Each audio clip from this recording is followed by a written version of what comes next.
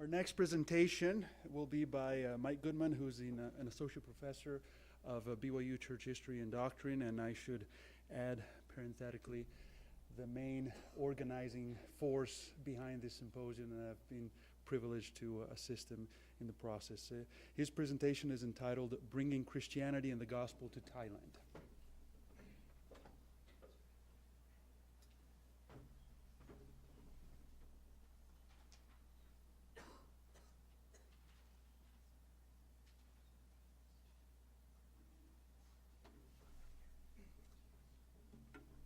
Hello, I'm grateful to be with you today, and hopefully I'll be able to share some things that will be of benefit and help as we look at not just how the LDS Church enters into an atmosphere or a culture that is different than their own, but my task actually is to look a little bit more broadly. I'm a past mission president in Thailand, so I have a passion and a love for it. In fact, I have one of my beloved missionaries here right now. Makes me very happy to see.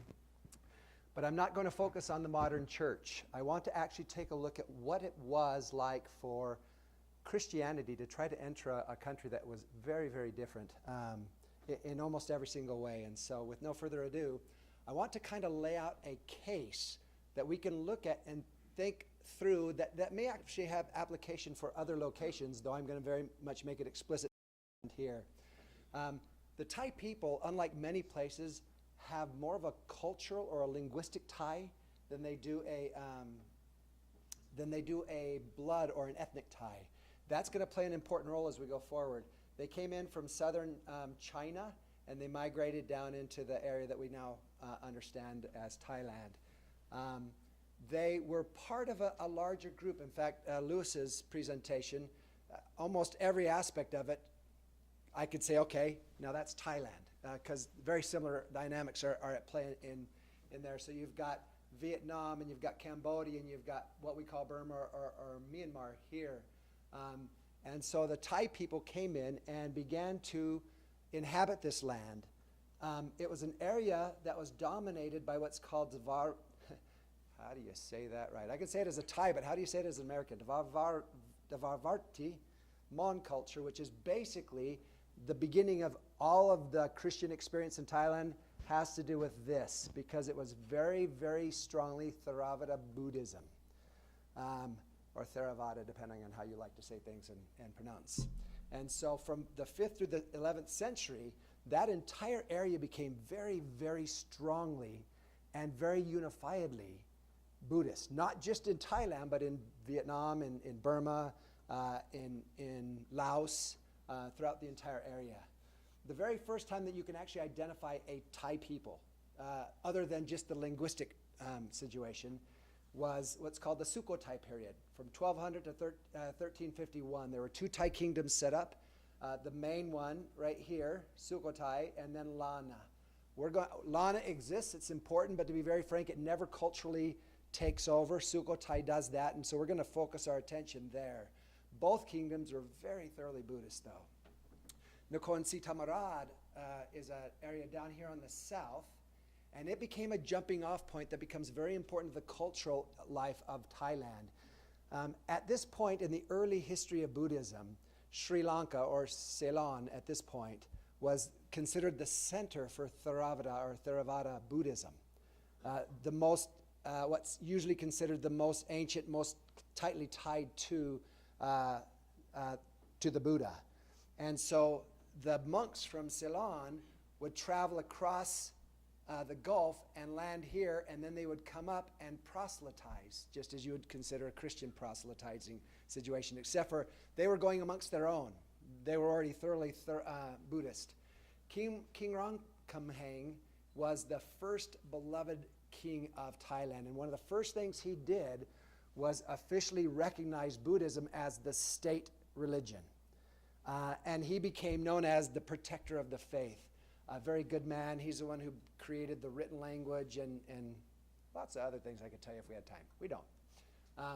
So at this point, though, in order to try to solidify the hearts and minds of the people, the king, though he had great political power, wanted the power not just over the people by force, but by choice. He was Buddhist, and his people were Buddhist, and so at that point, Buddhism began to be I don't want to say a tool in the political process because it wasn't, two very strong, independent influences that began to work together. And it became a very strongly symbiotic relationship. The king or the royalty needed the monks, and the monks needed the royalty. In fact, the statement was that they shared the same throne. King Ramkhamhaeng would actually get off his throne and invite Buddhist monks to sit on it and to teach. And so it became much more than simply a religious experience. It became part of their national identity, which we'll talk about later. Another quote from one of the eminent historians says, above all else, Sukhothai was a Buddhist state, lavishly supporting a monastic community. They didn't control the monks, but what they did do was incorporate the monks into every aspect of the governing of the people. And so again, it became very strongly nationalistic. One of the religious chronicles of the day says Buddhism spread like wildfire on a wave of popular enthusiasm. So it had been Buddhist for 600 years, but you have several basically revivals where the Buddhism becomes renewed and rejuvenated, often from the monks from Ceylon or Sri Lanka. Sukhothai was taken over by the Ayutthaya period. You don't need to memorize the history of Thailand. There's a point behind the history, though. It was one of the most large and cosmopolitan cities in all of Southeast Asia, very strongly used by the Chinese for trade and by India and the countries to the west of them. And so it became a very important center with many people coming there from different nationalities. The first king, Ramatepadi, took upon himself the official role as the supporter of Buddhism. And then by the late Ayutthaya period, about 1500, 1600 AD, you couldn't separate religion from education because the only place you could get education was in the Buddhist temples. And so Buddhism not only began to be a very strong force in the political life, but if you wanted to learn how to farm, if you wanted to learn how to rule, if you wanted to learn how to do anything, the educational facilities were basically all run through basically parochial school, Buddhist style. Again, another groundswell of support for Buddhism further tied the Thai people to Theravada Buddhism. So by the late 17th and 18th centuries, it's becoming, again, much more than a religion, much more of a national identity. One of their kings, King Baramakot, was considered so pious, he was actually given a title. If you speak Thai, it makes perfect sense. Tamaracha, which is basically righteousness and king put together. And so he was seen as so pious, he was basically an embodiment of righteousness according to Buddhist ethics. In fact, this becomes quite interesting in the history of Buddhism, especially Theravada Buddhism. Sri Lanka or Ceylon was always seen as the seat, the very capital of Buddhism in the world. But about 1750, Sri Lanka actually sent to the king of Thailand and said, we need help. Buddhism in Ceylon or Sri Lanka is beginning to struggle. We know of the strength of your faith. Would you help us? And so Thailand actually ends up sending 18 Buddhist monks to Sri Lanka to reinvigorate the Theravada Buddhism in basically the heart of Theravada Buddhism. Some historians have begun to ask, does that mean that Thailand became the new seat of Theravada Buddhism? Trust me, this is going to have to do with the church. I'm not lost. So here we go. Chakri dynasty is the current dynasty today. The first king, Rama I, one of the very first things he did was to establish official state control over the monastic community. From that point forward, due to the law of three seals, to be a Buddhist monk meant you had to pass state approval. And so no longer was just Buddhism influencing the state. At this point, the state strongly began to influence Buddhism. Not, to be very frank, not in a way that the Buddhist monks minded. It gave power to the Buddhist monks. It gave power to the government. Again, it was a very symbiotic situation. In fact, in 1788, 1789, the government put together a commission to establish the definitive Bali text of Buddhism, which is the Tipitaka, which is basically their scriptures. And so Thailand became the very heart of interpreting Theravada Buddhism. Another historian says the pre-1767 trend towards Buddhist kingship was now realized. And at this point, the kings became known as bodhisattvas, which basically is someone who is one step away from complete enlightenment, from basically becoming a Buddha.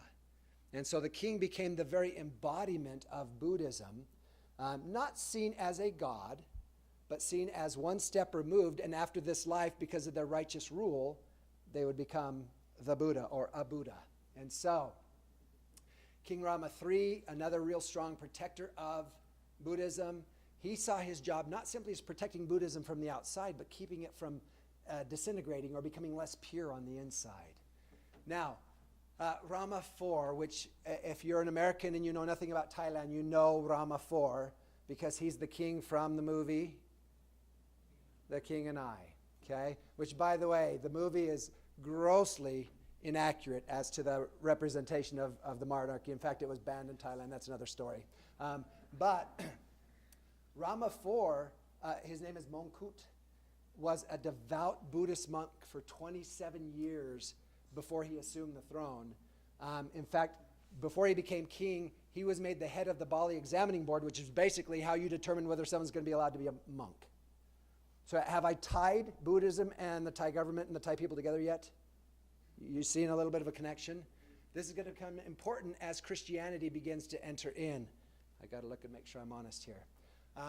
So we're going to take a look at Catholicism trying to come in, Protestantism trying to come in, and ultimately us happy Latter-day Saints trying to come in. Okay? First Catholic, that was bad. Catholic attempt to come in was in 1511 when Portuguese sent a delegation to Thailand under Alfonso de Albuquerque was the leader in Malacca who sent them in. He gained a right, the very first treaty ever signed with a Western country. He gained the right to practice their religion, not to proselyte their religion, but to practice their religion. Earliest missionaries were sent in 1555. Almost exclusively, they worked amongst the Portuguese. The two main missionary bodies that came were the Jesuits and the MEPs, which is the French foreign ministry, basically. Not foreign ministry as in government, foreign ministry as in proselyting. And one of the challenges we'll talk about later is, not much later, in a few minutes, is that there was infighting, like there almost always is infighting amongst the different Christian groups. It became a vicariate apostolic, which basically is an official church representation in 1669. 1685, this is kind of fun. King Louis the, 14th, there I am, sent emissaries to King Narai, the king of Thailand, seeking desperately to convert him, knowing that if you converted the king, you have the country. There wasn't a prayer in any place on earth or out of earth that was going to happen. But King Narai was very friendly to foreigners. And he said, I won't convert, but, I didn't even put it up there. How rude.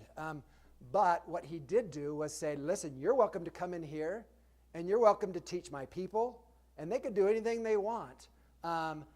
But it didn't last long, because in 1688, the French ministers pushed too hard, and there was a major coup, and there became really the only period of harsh persecution of Christians in the history of Thailand, except for, it really wasn't of Christians, it was of the French, who were Christian, if that makes any sense. And so there were 12,000 Catholics at the time in the early 1800s. That came down to 1,000 Catholics. Now, don't think that there were 12,000 Thais. Not a prayer. There was probably not even 10 Thais. There were 12,000 Christians, mainly Portuguese and Chinese. But the Catholic missionaries had very, very close ties to the royals. But basically, not much proselyting success. The Protestants I'm going to tick through real quickly a few early stars. This one worked mainly with the Chinese. Dan Beach, this is kind of fun.